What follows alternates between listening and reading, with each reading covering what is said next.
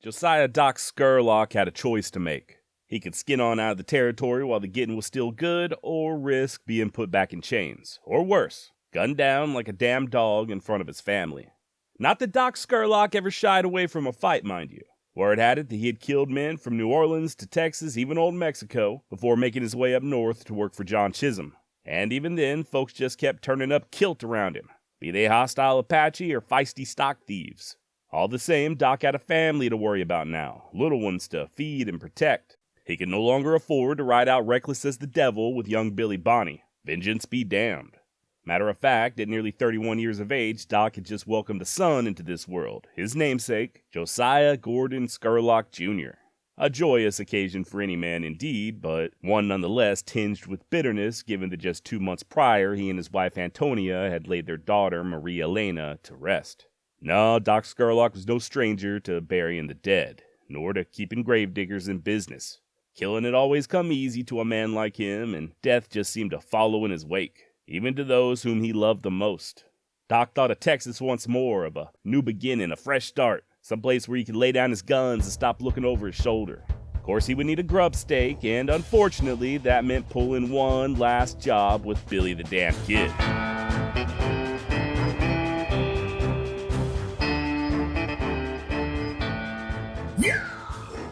Josiah Doc Scurlock was a poet, a philosopher, an intellectual, and a hardened killer long before he ever met Billy the Kid.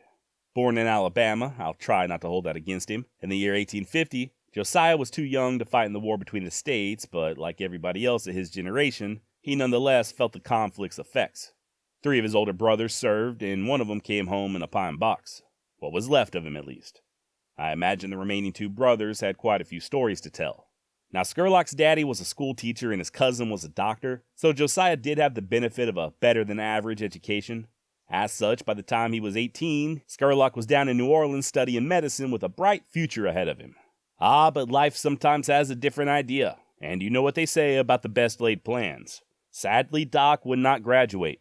Family legend tells of Josiah falling in love with a beautiful female intern only to have her spurn his advances and marry another man. The heartbroken Scurlock then joined a group bound for Tampico, Mexico, hoping to help treat a yellow fever outbreak. To hear some tell it, Doc stayed in Old Mexico for a couple of years before he himself fell ill with what he thought was tuberculosis, causing him to head north to the drier climates of New Mexico and Arizona. But like I said, that's the family story, the one that's been passed down. If you'll remember from the recent series on Billy the Kid, a federal agent by the name of Azaria Wild was sent to New Mexico to investigate a counterfeiting operation. Agent Wild quickly compiled a dossier of all of Billy Bonney's pals, Doc included. And according to the federal man, Doc Scurlock had killed both in Louisiana and Texas before fleeing to Mexico. What's more, this is also unproven but often repeated, Scurlock supposedly had both of his front teeth shot out during a gunfight over a game of cards. He and his opponent shucked iron at the same time, and while Doc lost his 2 front teeth and ended up with a gnarly scar on the back of his neck, his foe lay dead on the ground, and that was that. Apparently, this is why Josiah is seen in photos sporting a long mustache for the rest of his life. Nobody really knows the truth about Doc in Mexico, even the Scurlock family, but thankfully we do have a much more clear picture once Josiah pops up in New Mexico. By the early 1870s, he's employed as a line rider for rancher John Chisholm on his massive Bosque Grande spread, alongside future enemies Frank Baker, Tom Hill, and the aforementioned Jesse Evans. Evidence suggests that Scurlock participated in a few lynchings during this time, as Chisholm hands were encouraged to do, and at least twice Doc nearly lost his hair to the hostiles. One occasion saw Josiah and a fellow cowboy named Hoyt ambushed by a handful of warriors, with Hoyt, along with both horses, immediately being cut down. Doc was able to take refuge among the rocks and hold the fighters off for the rest of the day, killing who he thought was their leader in the process. Later that night, Scurlock made his way out on foot, only to return later with help and recover Hoyt's body. Another incident in September of 1873 saw Doc return to camp one evening only to find another partner dead and scalped, and missing a nose. At one point, Josiah may have participated in a raid against the Mescaleros, a punitive action stemming from the Apache always stealing Mr. Chisholm's horses. And there's at least one story of Scurlock witnessing a little Apache baby getting its head caved in and claiming that it was the most horrible sight he had ever witnessed. Whether it was due to that particular atrocity or the many close encounters with the hostiles, Scurlock called it quits on John Chisholm. The rancher, not happy with Doc's resignation, refused to pony up what money was owed, so Scurlock just took a few of Mr. Chisholm's horses in lieu of a severance package. The 2 wranglers who went in pursuit of Doc were sent back empty-handed after he explained the situation. I get the feeling they kind of sympathized with him, or at very least reckoned they didn't get paid enough to square up against a man such as Doc Scurlock. Josiah then traveled to Arizona for a spell where he befriended future brother-in-law and fellow regulator Charlie Bowdry. The pair possibly opened up a cheese factory before making their way back to New Mexico. Lincoln County, New Mexico, to be exact, on the Ruidoso. They were both employed by one Fernando Herrera, Doc's soon-to-be father-in-law, and became acquainted with the other young men of the area, guys like Dick Brewer and Ab Saunders and Frank and George Coe. Weren't long before this bunch began working together in hopes of, for lack of better words, regulating the rampant stock thievery in the area. As such, Scurlock and the boys would resort to vigilantism, even going so far as busting at least one man out of jail there in Lincoln and stringing him up. Doc would eventually lay claim to his own little spread on the Ruidoso and marry Fernando's daughter, the then 16-year-old Maria Antonia Miguela Herrera. I don't think I'm getting any better at rolling them R's. Anyway, Doc was 28 years old when he got married, and for the most part, things were looking up. Problem is, these old boys were still about half wild, especially Doc's good buddy, Charlie Bowdry. Turns out Charlie and a ne'er-do-well by the name of Frank Freeman got all kinds of drunk one night in Lincoln and began shooting the place up. There was a confrontation with Sheriff Brady, but further violence was avoided as the 2 inebriates were taken to Fort Stanton. Both Bowdry and Freeman were soon released on bail, and rumors began spreading that they planned to return to Lincoln and take care of Sheriff Brady for good. As such, Brady went on the offense. With a posse of soldiers at his disposal, he caught up with the pair at Bowdry's ranch, along with George Coe and our man himself, Doc Scurlock. There was a fight, gunfire was exchanged, and while Bowdry was able to escape, Doc and Coe were arrested. On the ride back to Lincoln, Brady had Coe and Scurlock tied on the same horse together so tightly that George would later liken it to physical torture. Of course, around this time, John Tunstall arrived there in Lincoln County, and Doc began riding with Dick Brewer on occasion to chase after Jesse Evans and his damn horse thieves. And of course, the rest you already know.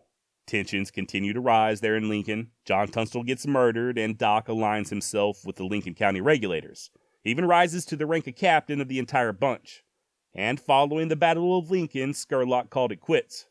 He moved his small family to Fort Sumner, and save for a couple of excursions into Texas with some of Mr. Chisholm's borrowed beeves, Doc sank into an honest life. He may have been present in February of 1879 when Billy met with Dolan and Jesse Evans looking to call a truce, and Doc was definitely with the kid later that spring and early summer as the 2 were air quotes incarcerated in Lincoln, awaiting Governor Wallace's pardon. And when that pardon never came, they simply rode out of town, Billy to his grave and Doc to Texas.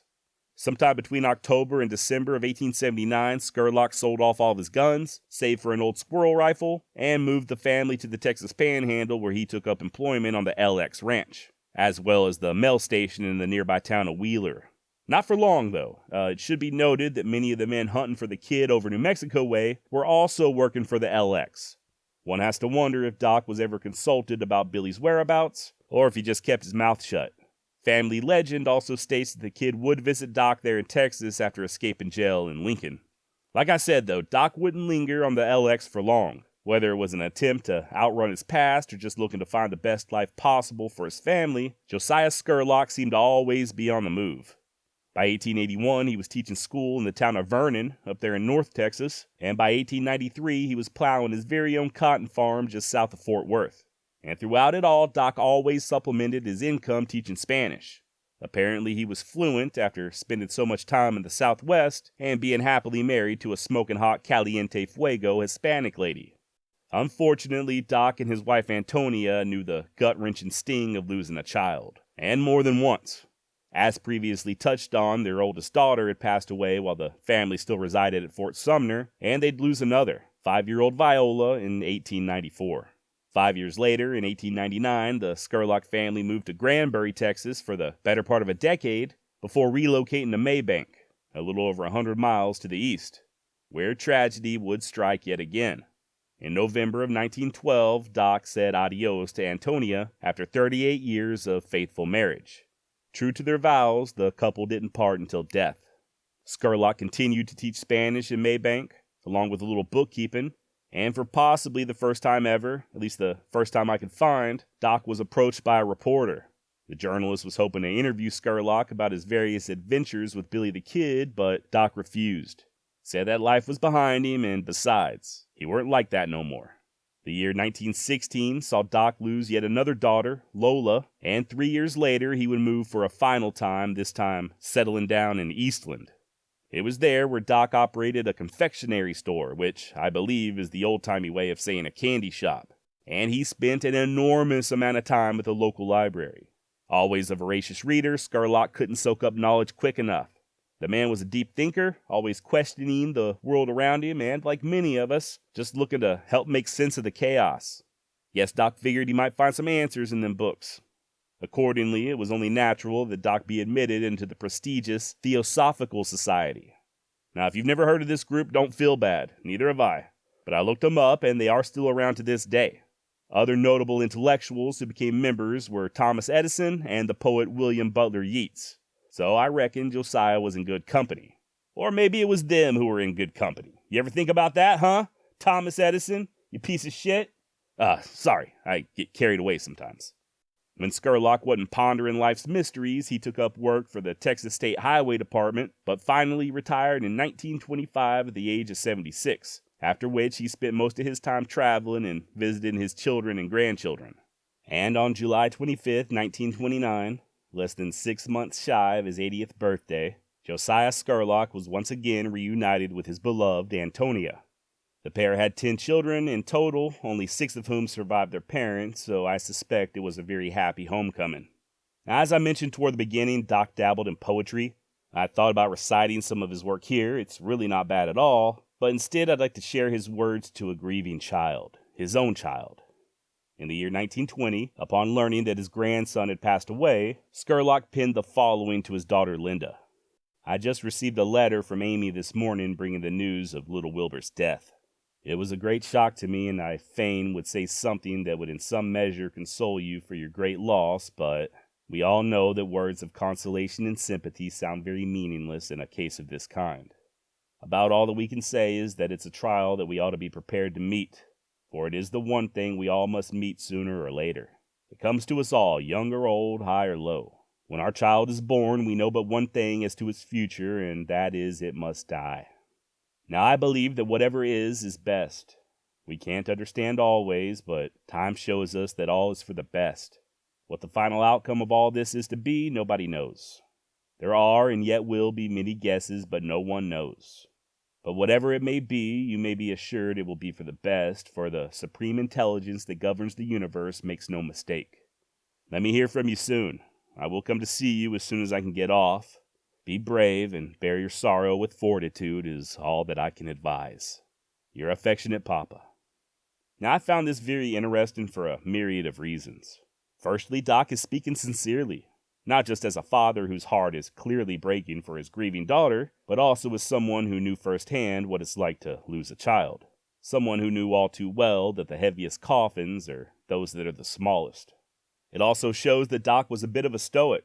Much like Marcus Aurelius, Scurlock accepted life as it was, on life's terms, and he learned to live in agreement with nature. He knew full well just how fleeting and oftentimes cheap life can be. I can't prove this, of course, but I suspect Doc was familiar with the Latin phrase, memento mori. Remember, you too shall die. Now, if you'd like to learn more about the life and times of Doc Scurlock, I highly recommend the book Blood on the Saddle by David Garrett and Micah Ferris. Both authors are descendants of Scurlock, and they have a wealth of information to share. Everything from family photos to letters, even Doc's poetry. Very interesting and absolutely worth it if you're a big-time fan of all things Billy the Kid. And because I would like to end this episode on more of a lighthearted note, let's take a moment to discuss how much of a dork Josiah Doc Scurlock was. This guy was the textbook definition of not judging a book by its cover. There was nothing braggadocious or swaggering about the man, at least not once he left New Mexico, and if you didn't know any better, you'd think Doc was just some goofy-looking old school teacher. There's lots of photos of Scurlock in the book Blood on the Saddle, and in almost every one of them he's cutting up. He does this little quirky thing where, while everybody else is staring straight ahead at the camera, he's always turning his head to the side or looking up in the air. I'll post some of these photos on my newsletter so you can check them out. Doc has these big ears that stick out, he parts his hair down the middle, and he wears these funny little round glasses and does not appear that he cared for wearing his dentures. And even in the photos where he's semi-serious looking, you can tell he's always kind of on the verge of smiling. He's got this little glint in his eye like you just know he's ready to drop a dad joke. And I love it. I think Doc went through a lot of hardship in his life. He survived Mexico and the Apache and the Lincoln County War by the hair of his nutsack, and then suffered the unbelievable loss of losing several children, a wife, and at least one grandchild. But through it all, even towards the end, Scurlock tried to share joy, try to make other people laugh, and, I'm just assuming here, but judging by his background as an educator, I'm next to certain he was still spreading knowledge all the way to the end. Early in the morning of October 22nd, 1892, still several hours before daylight, Jose Chavez y Chavez led a man, bound and gagged, down a darkened Las Vegas street to a bridge. There, in the midst of a snowstorm, Chavez placed a crude noose around his victim's neck, fixed the other end to a stringer, and heaved. The body was found the next morning, still swaying and frozen stiff. Jose Chavez y Chavez was born in Valencia County, New Mexico in 1851. At least that's according to author and Billy the Kid historian Frederick Nolan. Other sources list Chavez as possibly being from Cebolleta in neighboring Cebolla County. The general consensus is that Jose's mother was a Native American, either Apache or Navajo, but contrary to the Young Guns franchise, I'm not sure how much of an influence this had on Jose's upbringing, as he does seem to mostly align or identify with his Hispanic roots. For instance, there's no evidence I could find that Chavez ever lived on a reservation or grew up among his mother's people or anything like that. Matter of fact, the real Chavez does not seem to have much in common at all with the otherwise excellent Lou Diamond Phillips' portrayal. And that's not a knock on Mr. Phillips or the film's creator, John Fusco. As you'll soon hear, the Young Guns Chavez was actually a composite of a few different Lincoln County Regulators. But I'm getting ahead of myself. There's no doubt that the real Chavez was a killer, through and through. Type of guy that would give Deacon Jim Miller and John Wesley Hardin both a run for their money, and definitely not somebody you would want on your bad side. He didn't start out that way, though, at least not on paper. By the age of 18, Chavez had drifted south into Lincoln County, settling down in San Patricio, where he would get married in January of 1871.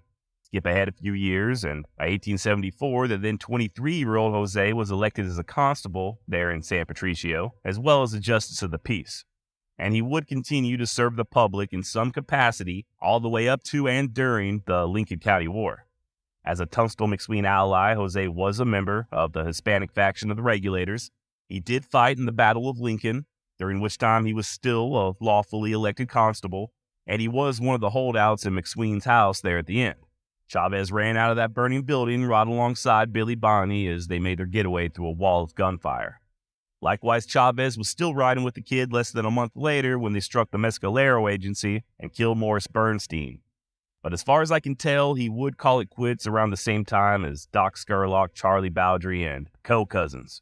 Unlike many of those others, however, Chavez did not leave the territory.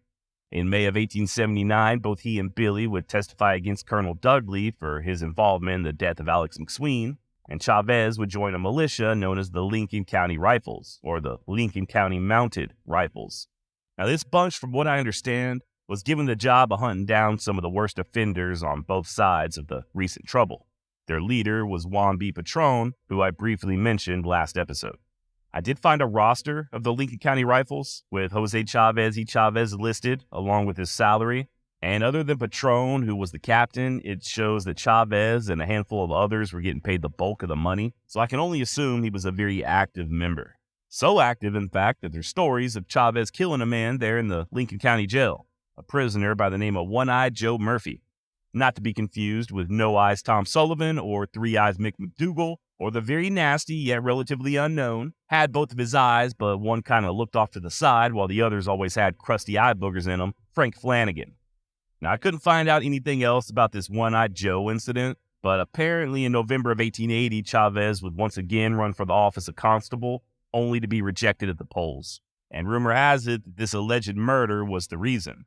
And this certainly would not be the last time that Chavez would kill while wearing a badge. Following the death of Billy the Kid, Chavez drifted on up to Las Vegas, where he may have had a bit of fun with one Robert Newton Ford, a.k.a. that dirty little coward that shot Mr. Howard. Story goes that Ford and Jose engaged in a shooting competition, with Chavez coming out on top. Not one to see an end to the festivities, Jose challenged Ford to another competition, only this one having much higher stakes. A proper duel that would see the two men shooting at each other as opposed to targets. Bob Ford declined and decided to leave town to avoid any further embarrassment, and to hopefully live another day. Is this story true? I got no idea. This is what smart people refer to as apocryphal, meaning that it's widely repeated yet has doubtful authenticity. Kind of like the story of Jesse James and Billy the Kid being friends. Bob Ford did indeed spend time in Las Vegas, New Mexico, though. He and another member of the James gang, Dick Little, talk about an unfortunate name, operated a saloon there in town, but for how long Ford was involved, I can't say. If you're ever in Las Vegas and you get a chance, visit the old Plaza Hotel, where at one point in time, Dick Little ran the billiards room and the bar. Now, this was in the mid to late 1880s, and as Chavez had done most of his adult life, he once again pinned on a badge, becoming a member of the police department in what was known as Old Town, the original Las Vegas that existed before the railroad. A lot of history there in Las Vegas. It was first laid out on the Santa Fe Trail and was a welcome reprieve for supply trains headed west. And when the railroad made it there in 1879, the town grew into one of the biggest trade centers between San Francisco and Independence, Missouri. This was the for real Wild West. In addition to Jose Chavez and Billy the Kid and Bob Ford, you also had guys like Doc Holliday and Dave Rudaball and Wyatt Earp, all called the town home, even if just for a brief period. According to historian Ralph Emerson Twitchell, quote, "Without exception, there was no town which harbored a more disreputable gang of desperados and outlaws than did Las Vegas." End of quote. And when it comes to disreputable desperados, a man by the name of Vicente Silva certainly topped the list. Respected businessman by day and head of the mafia-like organization known as La Sociedad de Bandidos by night. Now Silva, who, according to most sources, was born in 1845, became an outlaw at a very early age. The New Mexican headed to Wyoming and worked as a vaquero before running off with another man's wife, allegedly killing and beheading the jealous husband in the process. Through a stroke of good luck, Vicente stumbled upon ore in southern Colorado and ended up raking in quite a bit of dough with a small silver mine. That being the case, when he finally arrived in Las Vegas, Silva did so in style, as a man of means and capital. Vicente opened up a drinking establishment there in the plaza, dubbed the Imperial Saloon, and soon found his way into the good graces of the more genteel townsfolk. The Imperial quickly became one of the more popular places in town, packed plumb full of cowboys, cattle buyers, and sheep herders on most any given night. However, when the cattle and wool business began declining in 1887, so did Silva's steady income. Already accustomed to a somewhat extravagant lifestyle, Vicente simply returned to the bandit ways of his youth, just in a more organized fashion. His band of thieves and killers, using the saloon as a headquarters, terrorized New Mexico and southern Colorado for around 5 years without so much as anybody raising an eyebrow at Silva. Not only was he very generous and handed out donations to churches and charities, but the gangster even offered up his services to help put an end to the rampant crime. Dude just had everybody bamboozled. And Silva really did run a tight ship. This was no sloppy band of outlaws. Vicente held court, literally, there at the Imperial, as his men kept him abreast of their various endeavors. Hell, the gang even had an official treasurer and a general manager, sort of like your modern-day motorcycle clubs. But you know what they say, right? There ain't no damn honor among thieves. Using his ill-gotten profits, Vicente purchased a ranch about 30 miles north of Vegas that his gang would occasionally use as a temporary holding place for stolen livestock. Well, sure enough, one of his men, Patricio Mays, was tracked to Silva's ranch and caught red-handed, right there in the lots, with stolen horses. He was arrested and, fearing execution, began squealing like a canary. This was in October of 1892, and the authorities let Mays go, allowing him to continue mingling with Vicente and his men, hoping to build more of a case. You know how it'd be on them streets, though. Vicente got word and called a meeting at the Imperial. The entire gang was there, including our very own Jose Chavez y Chavez, and they held a trial, found Mays guilty of being a turncoat, and sentenced him to death. And yeah, the job was given to Chavez and 2 other crooked Las Vegas policemen. As described in this episode's intro, they led Patricio down the street and lynched him from a bridge over Galenas Creek. Vicente Silva, with the heat now on, fled town and hid out in the hills. The authorities placed $1,000 on his head, and his criminal empire made like Patsy Cline and fell to pieces. Silva's men began fighting among themselves, and more of the gang's secret dealings were made public, even after the murder of Patricio Mays. And right or wrong, Vicente began suspecting his own wife and her no-good brother as being the ones leaking information. So he began making plans to take them both out. And who better for the job than the stone-cold Chavez? Now, to Jose's credit, he did hesitate at personally killing a female with his own two hands, particularly one who had been so kind to him in the past, as some sources stated of Silva's wife. Thus, Vicente altered his plans, saying that he'd be the one to do his wife in if only Jose would help dispose of her body, which he agreed to for the measly sum of $10. In February of 1893, somebody shot and killed Vicente's brother-in-law. I don't think anybody knows who the hitter was. And true to his word, Silva took care of his wife himself, stabbing her dozens of times. Just like with the murder of Patricio Mays, Jose Chavez had two other policemen with him as they dug a grave for Mrs. Silva. One can only imagine what that conversation was like. After all, what kind of a man murders his own wife? And what the hell kind of a payment was $10 anyway? I imagine at very least they figured Vicente was a little too unstable to remain in charge. As such, when their soon-to-be former boss arrived with his wife's lifeless body, Chavez turned on him, robbing Silva of all he had before putting a bullet in the back of the man's head and sending him to the grave alongside his bride. Now, by this time, most of the other banditos had skinned out, or at least they tried to. There were over 20 arrests made in the course of just a few weeks, but Chavez was able to lamb chop it for about a year before Johnny Law caught up with him. He'd ultimately be tried and convicted in the murder of Patricio Mays and, in the summer of 1895, sentenced to death. Apparently, he had one hell of a lawyer who I presume, like me, has read quite a few John Grisham novels, as Jose's execution was commuted to just life in prison, which he began serving at the Santa Fe Penitentiary in November of 1897. Turns out Chavez would only do around 15 years, though. After rendering aid to a prison guard during a riot, the old bandit would receive a pardon from then-Governor George Curry and walk out a free man on February 1st, 1909. Then 58-year-old Chavez settled down in Santa Fe, and it's there where he spent the rest of his life, passing away in bed in 1924 at the age of 72. Worth mentioning that Chavez, in his old age, would claim that it was he who killed Sheriff Brady, and he would even brag about murdering the famous Albert Jennings Fountain and his son. Now, I don't think either of these claims hold much water, especially seeing as how Jose was in custody at the time of Fountain's death. But I think the point still stands. Chavez could have killed Fountain, and he could have killed his 8-year-old boy, and then gone home and slept like a baby. A very large, brooding, scary as hell, cold-blooded baby. I wasn't 100% able to verify this, but I believe Jose now rests at the fittingly named Our Lady of Sorrow Cemetery in Milagro, New Mexico. And that's about all I've got on Jose Chavez y Chavez. Now, if you'll indulge me, I would like to discuss the fate of some of the other Lincoln County Regulators. Even some of the lesser-known guys like John Middleton. You may recall him as being the one who caught a round in the chest from Buckshot Roberts during that gunfight at Blazer's Mill. Middleton would initially survive this wound, only to pass away a few years later from smallpox. Maybe. You know how it goes. Not a lot of information and blah, blah, blah, blah. There is another John Middleton who was cousins with Belle Starr, and sometimes they get mixed up, but it does not appear they are the same person. Found another theory stating that Middleton had drowned in a river, but as there is a newspaper article reporting on the outlaw's death from smallpox, as well as a written deathbed confession, I am going to go ahead and state that it was the pox that did him in.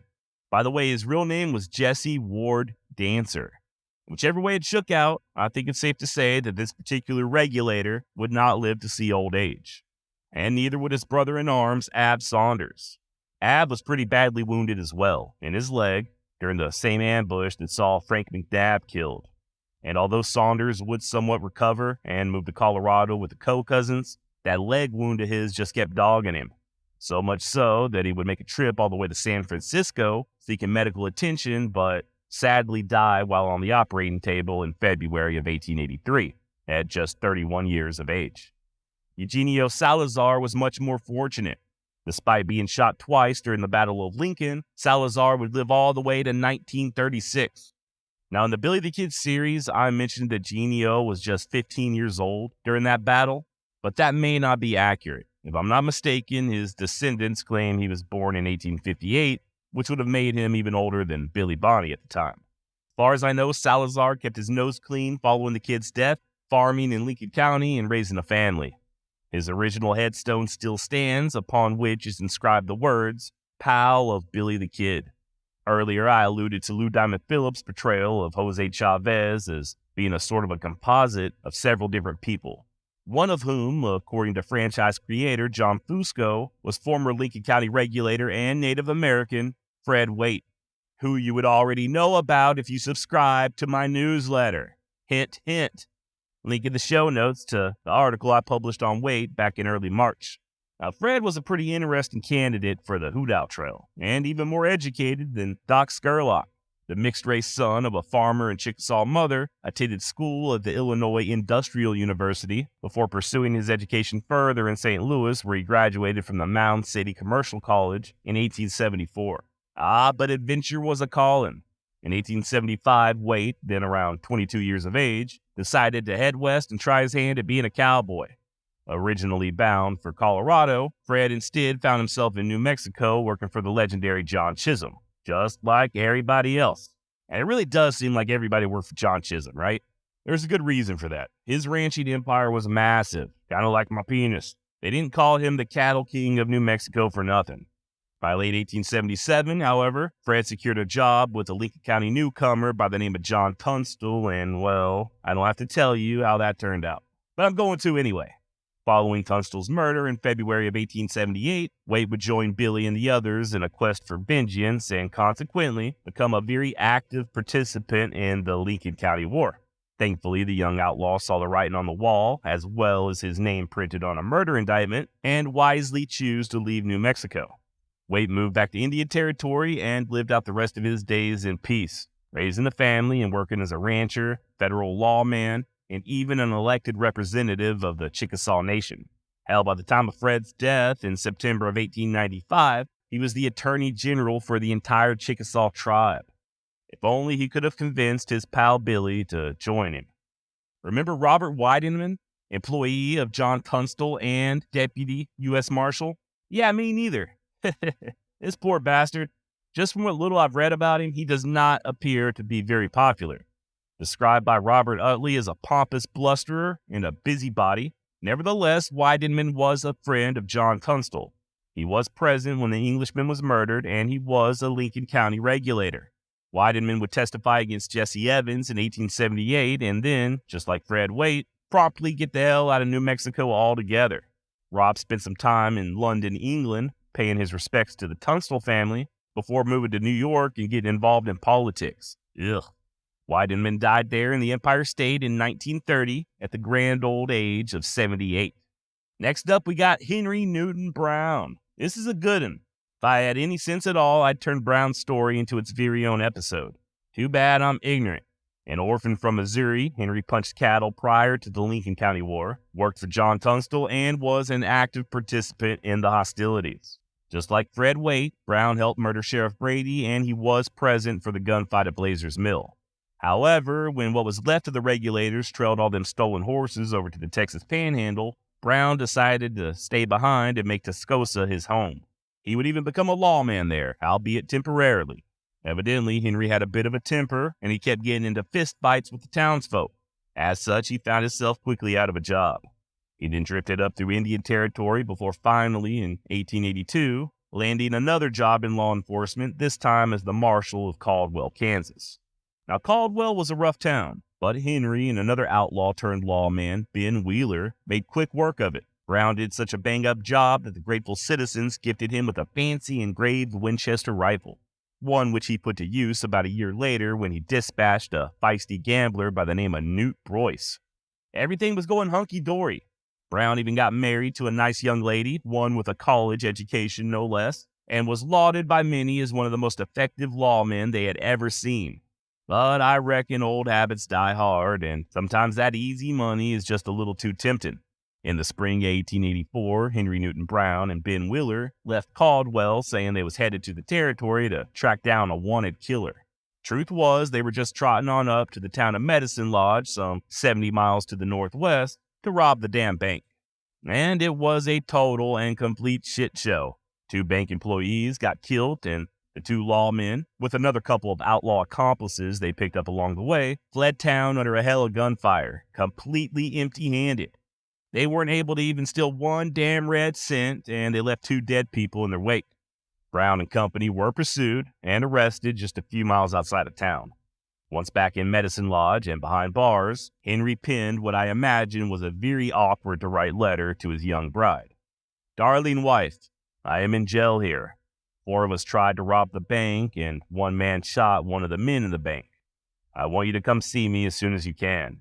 I will send you all of my things, and you can sell them, but keep the Winchester.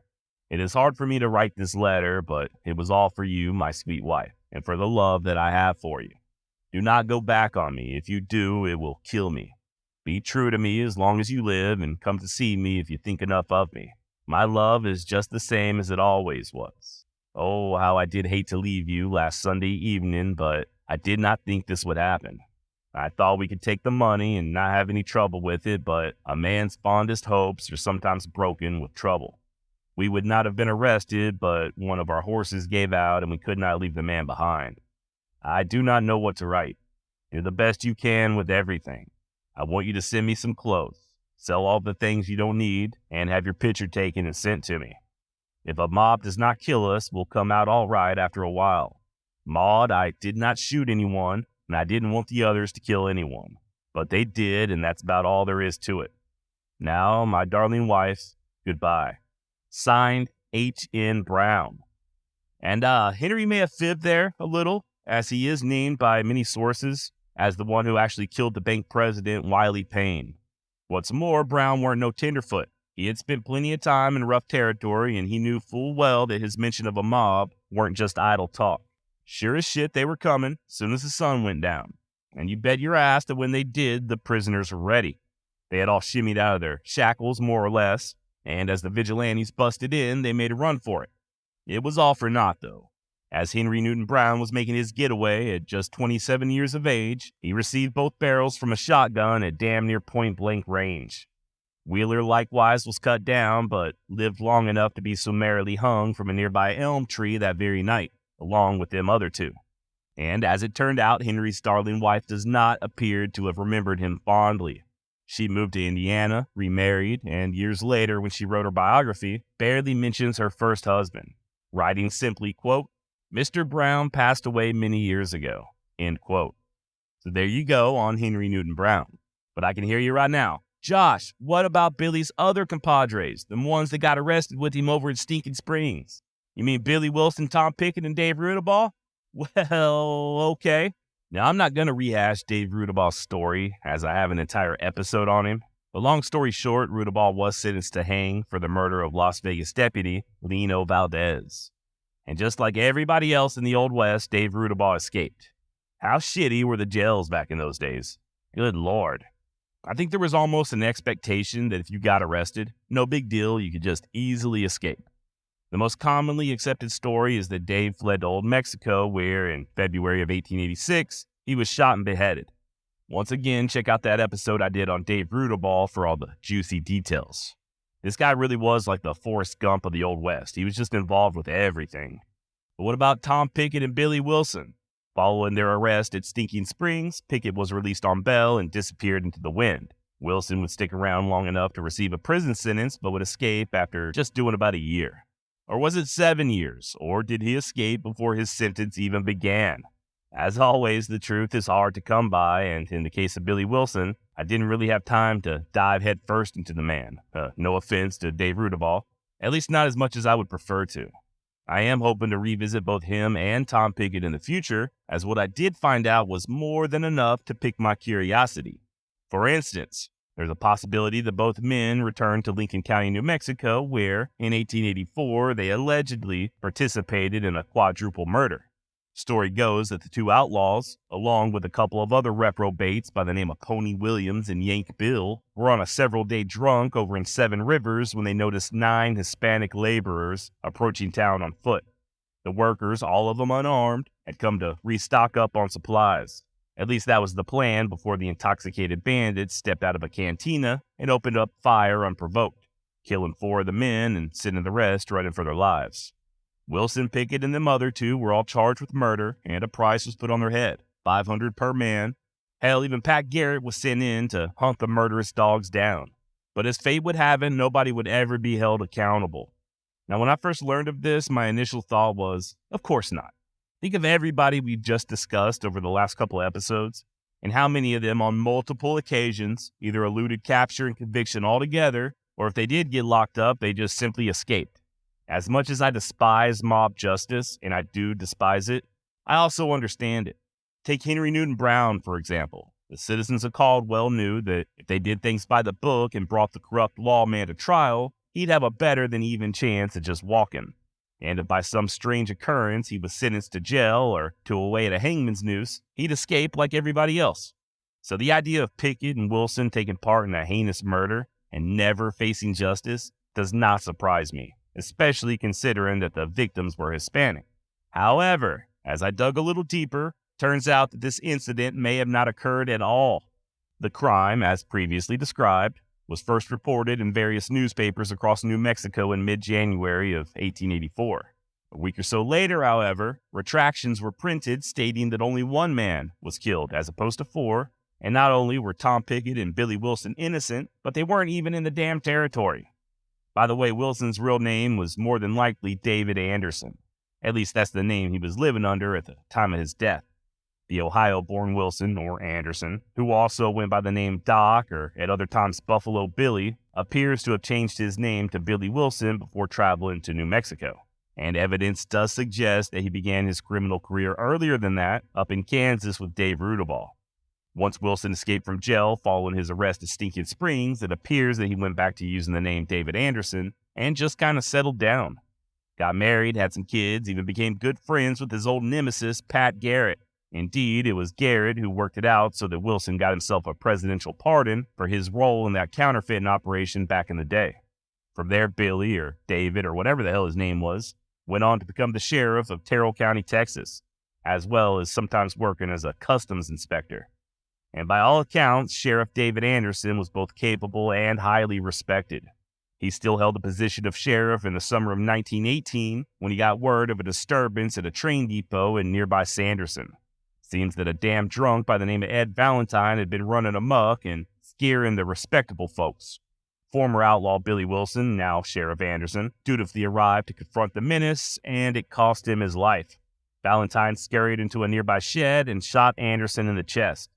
The lawman died within an hour, and Ed Valentine was quickly strung up by the tax-paying citizens of Sanderson. Tom Pickett would last a little longer, and just like Wilson, Tom pinned on a badge, working as a U.S. Deputy Marshal later in life. Unlike Billy, Tom was not a stranger to that particular weight on his chest, having worked on the other side of the fence as a lawman in Las Vegas before transitioning to a life of crime. And whereas Billy Wilson settled in Texas, the Texas-born Pickett chose Arizona as his new home. And I hate to be a broken record here, but there's not a lot of solid information available on Pickett. You know, something I brought up on the Dave Rudaball episode that I think applies to nearly everybody we're discussing today. If a man or a lady were looking for a topic to research and write a book on, you could do a hell of a lot worse. I truly believe the information is out there. It's not going to be easy to find. You'll have to travel around to different dusty locales, spend hours upon hours picking through old records and staring down into a microfilm reader, but I think it would be very interesting to see what turns up. A full-length book on Jose Chavez, for instance, would be a big hit, I think. And I also think the same is true for Wilson and Pickett. I don't have time to do it myself, though, or the money. However, if you would like to crowdfund me about $70,000 in US dollars, not only will I get started ASAP as possible, but I'll put your damn name in the introduction. That's Josh at WildWestExtra.com.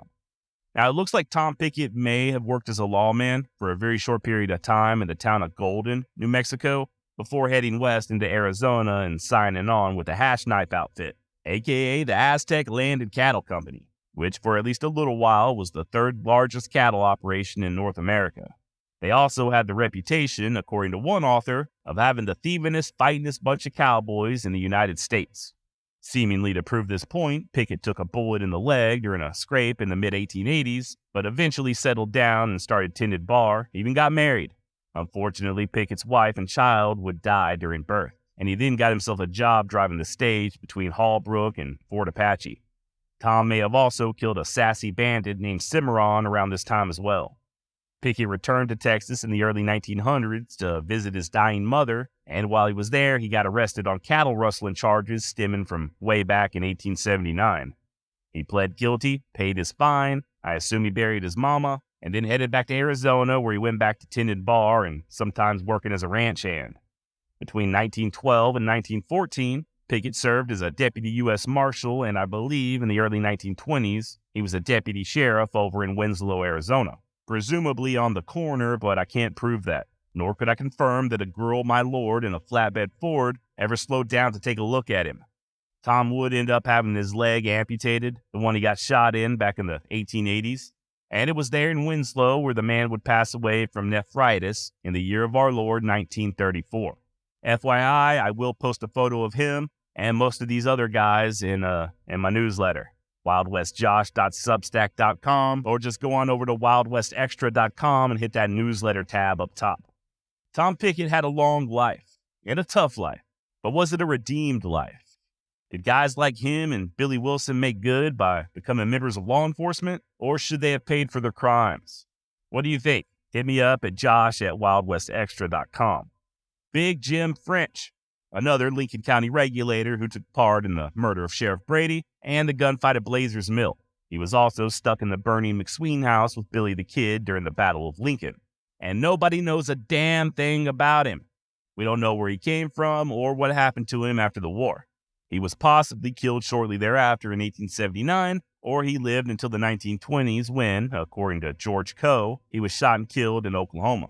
Or maybe, as others believe, French pulled a Butch Cassidy and escaped down to South America. There's another guy that went by the name of Jim Kell French, who was also an outlaw, but they are two different people. As of this recording, I'm not aware of there being any proof one way or another of French's life after the Lincoln County War.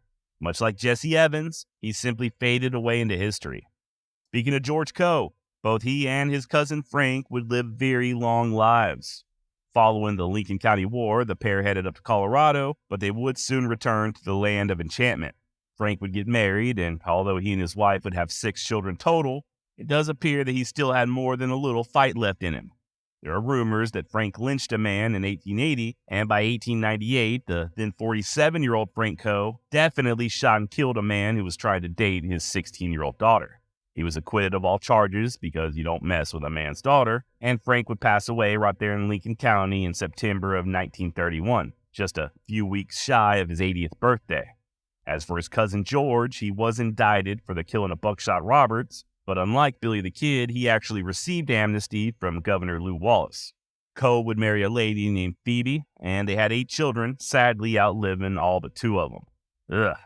Man, between George Coe and Doc Scurlock, I can't even count how many kids they had that died prematurely. Can't tell you how glad I am that we have modern medicine and modern education. As much as we like to think about the good old days, we are truly living in the very best time right now. Okay, back to George Coe. He did live a relatively quiet life once he returned to New Mexico, published a book known as Frontier Fighter, and in November of 1941, at the age of 85, George Coe passed away. The last surviving regulator, so far as I can tell. 1941. Had George lived just a few weeks longer, he would have heard about the attack on Pearl Harbor. Think about that. Consider the history this man witnessed just in his lifetime. George was born in 1856, before the Civil War. He was punching cattle as a teenager in New Mexico in the early 1870s, when getting killed by an Apache was a very real threat. He got involved in one of the most famous Old West feuds of all time. He rode with the most notorious outlaw of all time. He was around when the Titanic sank. He lived through World War I, the Great Depression, and had he just held on a little longer, would have witnessed the beginning of World War II. As it were, George Coe lived long enough to see both Roy Rogers and the actor Johnny Mac Brown portray his old pard, Billy the Kid, on the silver screen. And just to put a little more perspective on it, because you know just how much I love talking about how this shit really wasn't that long ago, Bob Dylan, who would later go on to act in the movie Pat Garrett and Billy the Kid, the guy who wrote the soundtrack for that movie, was already alive when George Coe passed away. So was Neil Diamond, Martha Stewart, Bernie Sanders, and Nick Nolte. Now, if I'm not mistaken, everybody I just listed is not only still alive, as of this recording, but still active as far as work-related projects go. And hell, one of them smoked weed with Snoop Dogg, Martha Stewart, and they were all sucking in air, hearts beating, at the same time as George Coe. That's how close we are to the Old West. And I think that's about all I've got on the various pals and associates of Billy the Kid. I have been chided over not discussing Billy the Kid's body count in the recent series on Billy the Kid. And honestly, when it comes to Billy's body count, bro, I don't know. You had Paulita Maxwell for sure. There were several other women there at Fort Sumner. Billy had girls everywhere, though. San Patricio, Las Vegas. I'm sure he had a few in Mesilla.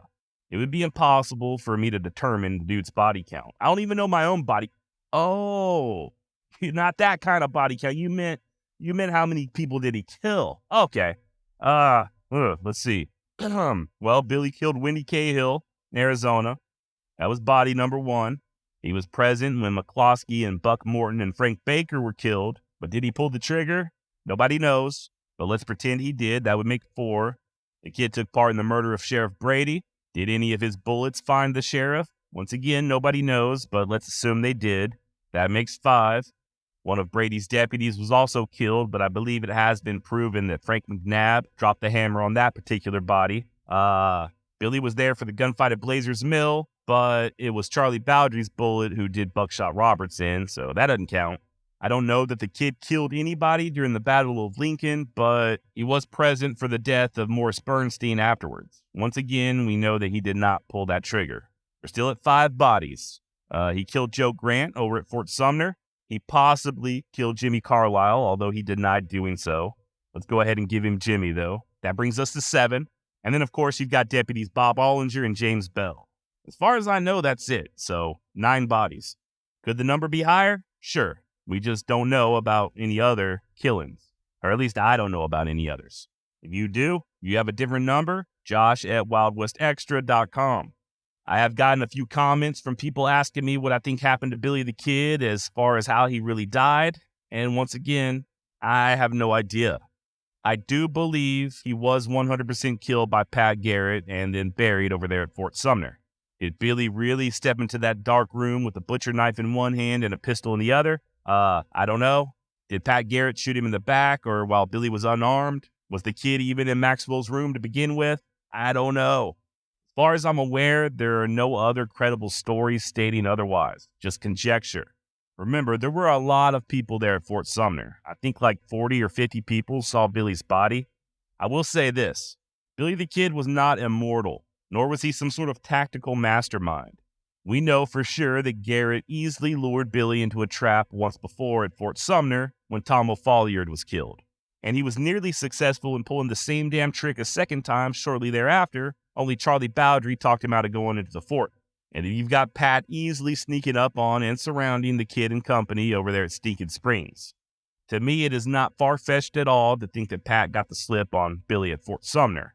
I know a lot of people don't like to hear that. A lot of people say Billy was too smart, but the fact of the matter is, Billy had gotten captured quite a few times in the past. Now, just for fun, I got thinking about how Billy's life might have turned out had he not died that night in 1881. And I even asked the listeners over on YouTube. The top consensus seems to be folks believing that had the kid escaped death at the hands of Pat Garrett, that he'd have just settled down and lived a quiet life and lived happily ever after. But not everybody agrees. One commenter, Jake, stated, "At the end of the day, Billy killed around 10 people. He is not suddenly just going to hang up his guns and call it a day. It doesn't make sense. He is what he is, and that is someone who is rebellious, irritable, and up for a fight. I see articles and people sympathizing with him, but still, it doesn't make what he did right. I don't think he had to kill James Bell or James Carlisle. I am convinced if someone had come and picked a fight with him about any trivial thing, whatever it was, Billy would have resorted to his gun. We see it now in some people, and we see it then. Most thugs nowadays have been brought up in a similar fashion, with their parents abandoning them as a kid. It happens all the time. They go and commit crimes in their teens or adulthood, and we don't feel sorry for them. They get castrated on social media. Why is Billy any different?